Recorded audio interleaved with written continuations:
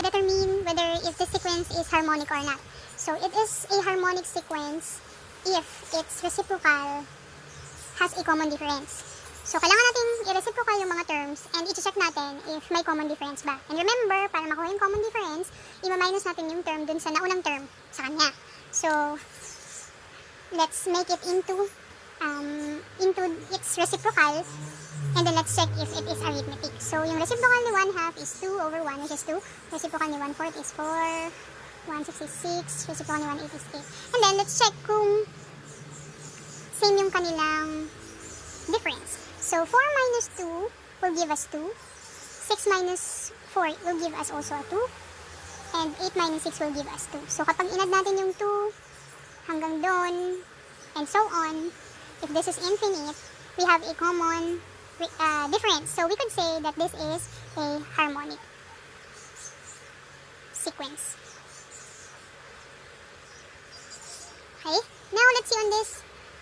Gawin natin reciprocal. Reciprocal ni 1/3 is 3. Reciprocal. Next is 7, 12, and 18. And then let's now subtract 7 minus 3 is 4. 12 minus 7 is 5. Dito pa lang magkaiba na agad. And even we proceed, 18 minus 12 is 6. So as you can see, there is no common difference. So we can say that this is not harmonic.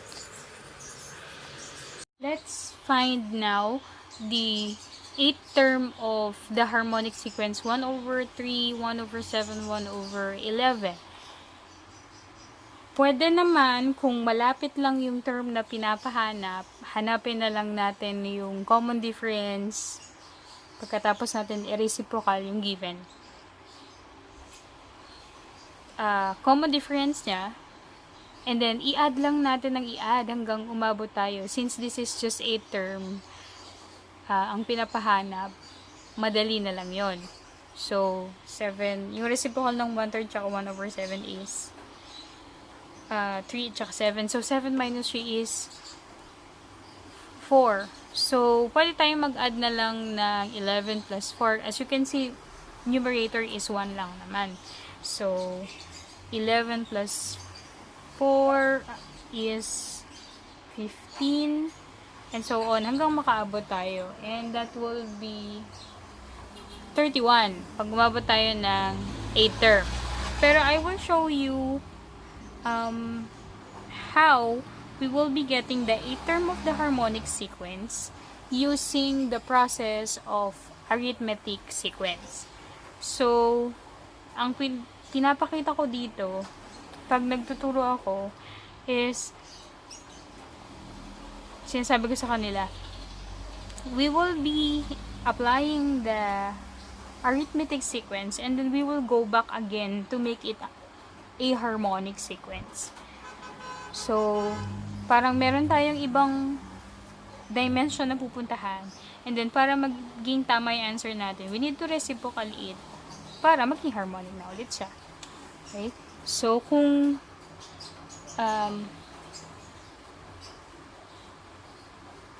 kumbaga, ito yung harmonic terms. You are asked to find the a sub 8 or the 8th term of our harmonic. So, gawin natin siya ngayong arithmetic.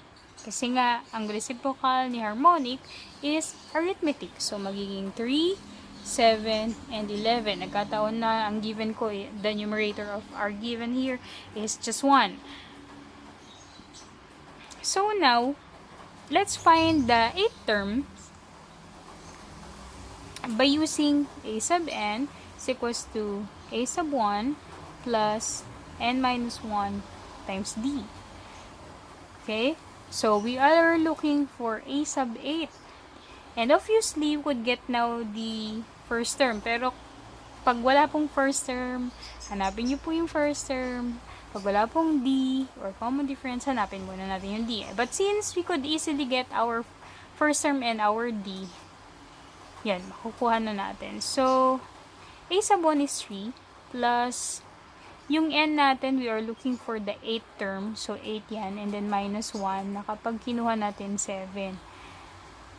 Yan. And then, yung D natin dito po ay 7 minus 3 is 4. Yan. So, we have 3 plus 7 times 4 is 28. Okay. So, we have A sub 8 is 31. So, yung 31 na yon, it's not your final answer because this is in arithmetic. So, kailangan natin itong i-reciprocal to get the A term of our harmonic. And since wala naman siya over or denominator, so what's the denominator of this is 1. So, pag na-reciprocal natin, our A term is 1 over 31. In this case, we have an N term lang na binigay. Wala tayong given na D. So, hindi natin pwedeng basta i-add na lang ng i-add hanggang makapunta sa third term. Okay? Okay. Kapag ganito yung case, we will need to find D. But remember, since this is harmonic, we need first to reciprocal it para mahanap natin yung term na pinapahanap using the arithmetic process. So,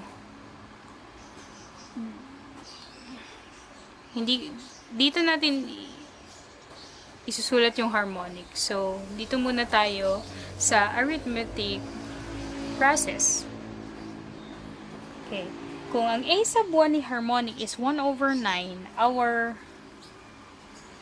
A sub 1 in arithmetic is 9.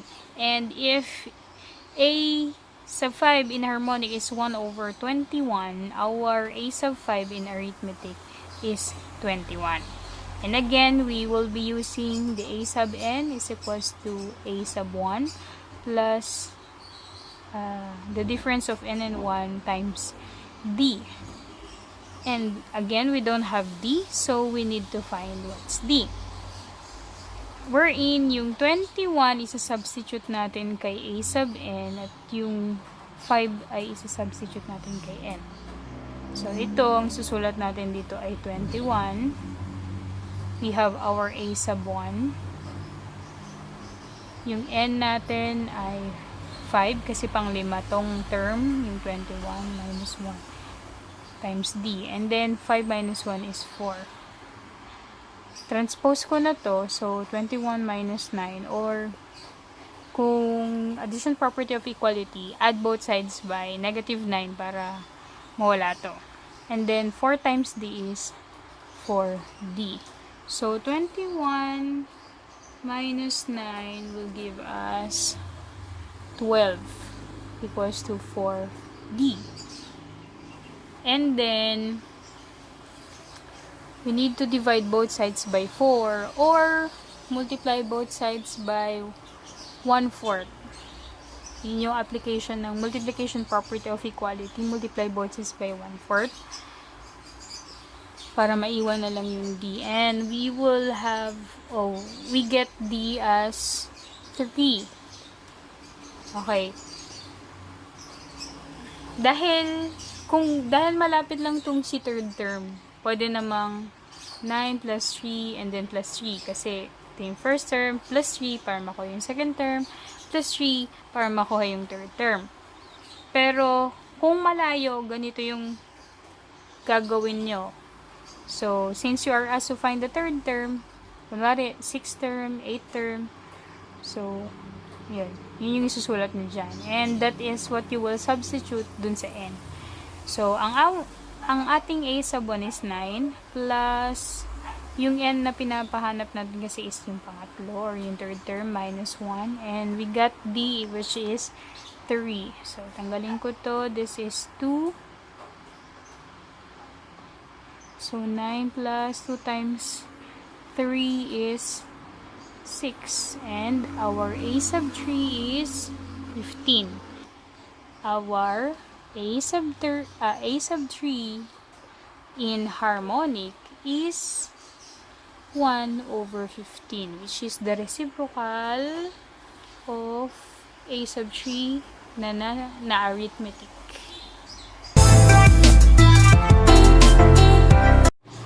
Find the sum of the harmonic series 3 halves plus 6 over 7 plus 3 fifths up to 6 over 19. Walang specific formula sa pagkuha ng sum ng harmonic series. Ang approach pa rin dito is through the arithmetic sequence. Hanapin muna natin yung terms. Hindi natin alam kung ilan dahil dun sa given. Hindi natin alam kung ilan yung terms pa na nawawala kasi you are asked to add it up to 6 over 19. Hindi naman sinabi kung pang ilang term yon. So, para malaman natin kung ano yung mga nawawalang terms, the easiest way kapag ganito yung case natin is to find the common difference. Of course, harmonic to, so we need first to reciprocal this terms para makuha natin yung common difference. Okay? So, let's have first here, dito sa part na lang na to, yung arithmetic term. So, yung 3 halves, ang reciprocal niyan is 2/3. Ang reciprocal naman ng 6 over 7 is 7 over 6. At pag nagma-minus tayo, dapat yung term ay ima-minus dun sa unahan niya to get the common difference. So, yung 6 over 7 is 7 over 6. Babawasan natin siya ng 2/3. And the similar fraction, our LCD is 6, and then 7 minus 6 divided 3, 2 times 2 is 4. So, 7 minus 4 is 3 over 6. So, this is 1/2. So, our common difference is 1/2. Harmonic na to, kaya sigurado tayo na may common difference yung reciprocal niya. Ngayon, let's just use this 3/5, which is 5/3. Mag-add tayo ng 1/2 para malaman yung kasunod niya. Okay? So, let's i-ready ko muna yung kung ano yung kasunod. So, let's have 3 halves. This is for harmonic side, plus 6 over 7 plus 3/5 plus, tingnan natin kung ano yun. Okay? So, this is 6. 10 plus 3, which is 13 over 6. Okay, so hindi pa siya yung 6 over 19. Plus, tingnan natin kung pag nag-add ba tayo ng D natin. Ay, sorry. Let's make it reciprocal. This is harmonic. That is 6 over 13. Okay, let's see. Again, i-reciprocal natin dito kasi this is harmonic. Ito, yung nakuha natin by just using our D. This is an arithmetic process. Okay? We will be using again 13 over 6 even though this is 6 over 13 kasi harmonic nga ito. Ito ay arithmetic. Mag-add ulit tayo ng 1/2. So, our LCD again is 6. 13 plus 6 divided 2 is 3. So, this is 16 over 6 na kapag ni-lowest term natin ay divide natin sa 2, 8 over 3. At pag, dahil 8 over 3 dito, sa harmonic ay 3 over 8. So, hindi pa rin yun umabot dito. So, tingnan natin kung yung kasunod ay 6 over 19 na. Pero dito, dapat 19 over 6 siya. So, from 8 over 3, or we could use 16 over 6. And anything you want. I mean, any of the two. But I prefer 8 over 3. So, LCD 6 again. So, 16 plus 3. So, this is 19 over 6. So, yung reciprocal ni 19 over 6 is 6 over 19. Yan. So, yun na yun. Hanggang doon. So, ibig sabihin, 2 terms yung nawala. And that's the time, wala po tayong formula again in finding the sum of the harmonic series. So, what you will do now is to find the LCD of 2, 7, 5, 13, 8, and 19 and make it into similar fraction. And then, you add.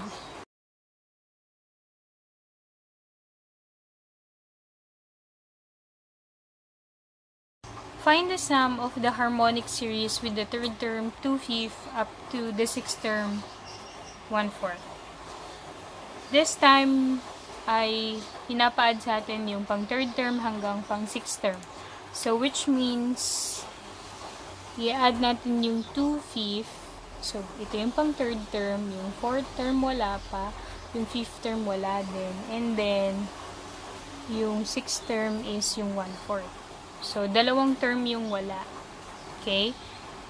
And of course, hindi natin basta-basta ma-add yan without using the arithmetic process.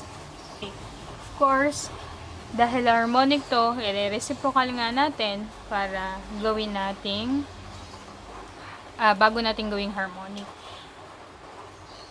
So, this is the arithmetic series. AS na lang. So, yung A sa buwan natin ay 2/5 dito sa harmonic. So, magiging 5 halves siya sa not a first term, but rather a third term. Yung third term natin is 2/5 sa harmonic. 5 halves na siya sa arithmetic. And yung sixth term ng harmonic is 1/4. Siyempre dito ay reciprocal ng 1/4 is of course 4. Kasi 4 over 1. Now, let's find D. Again, to find D, ima-minus natin yung term minus dun sa mas nauna sa kanyang term. So, mas malayo itong 6 kaysa sa 3. Or, mas malayo yung 6th term kaysa sa 3rd term. Kaya, ito muna yung nasa unahan. Dito tayo mag-minus. So, let's minus 4 equals, we don't need A sub 1. We're looking for D. Plus, yung 4 na yan, pang ilang term yan? Pang 6th term yan. So, 6 minus 1. And then, yung D, which is yun yung hinahanap natin. Okay? So, gawin ko na itong 5D para magma-minus na tayo later. So, ngayon naman, ima-minus natin yung sa mas nauna sa kanya, which is the 3rd term. So, yung 3rd term na yun, that is 5 halves. And again, A sub 1 plus pang ilang term yung 5 halves na yan, which is pang 3rd term, minus 1 D. Nagawin ko na rin tong 2D. Ayan. And then, that's the time we will subtract. And subtracting subtracting 4 minus 5 halves. Let's make it a similar fraction. Ang LCD natin is 2. Ito walang denominator. So, i-multiply lang natin agad sa numerator. So, it will be 8. Minus, ito, 2 divide 2, 1 times 5 is 5. Then, ito, A sub 1 minus A sub 1 is 0. And then, 5D minus 2D will give us 3D. So, meron tayong 8 minus 5 is 3 halves. Okay. Usually, kapag ganito, ang ginagawa ko, divide both sides by 3. And pero dito, since this is a fraction, MPE tayo or multiplication property of equality. which is 1/3. Multiply tayo ng 1/3 both sides. Para 3 times 1, 3. Tas over 3. Kaya D na lang yung matitira dito. And then, since may common factor sa numerator and denominator, so 1. So, ito yung D natin. Ngayon, since, kung mapapansin nyo naman, yung kasunod lang naman yung hahanapin natin, huwag na tayo mag-substitute dun sa a sub n is equals to a sub 1 plus n minus 1 times d. Although, pwede naman, para mahanap natin yung 4th term and 5th term. Ito yung 4th term, ito yung 5th term, pero in harmonic. Ito ha, ito yung arithmetic. Pero dahil naman, magkasunod lang, at malapit lang dito yung hahanapin natin, what we will do is just subtract kung dito tayo pupunta. Add natin si 5 halves kay 1 half kasi third term to, plus 1 half to get the fourth term, and then ire-reciprocal na lang natin kasi harmonic to. Okay? So, dito ko na lang isusulat. Dahil ang A, so, let's get the A sub 4. Dahil ang third term ay 5 halves, i-add natin yung B. So, kumbaga, fourth term is A sub 3 plus D. So, ang ating D is 1 half. So, this is 6 over 2, which is 3. So, kapag ginawa na nating harmonic, it will be 1/3. Okay, at dahil 3 to get the A sub 5, mag-add ulit tayo ng 1 half. Or, pwede rin namang 6 over 2. So, 2 over 1 to, kaya 3 times 2 na lang, 6 plus 1. So, 7 over 2. So, 7 over 2 siya sa arithmetic. So, pagdating dito, 2 over 7. And that's the time you will be adding these terms. Kasi ito yung pinapahanap ng sum nung harmonic series natin. Okay? And our LCD here is 5 times 3, 15 times 7 times 4 is 420. I would just pass forward to get the final answer.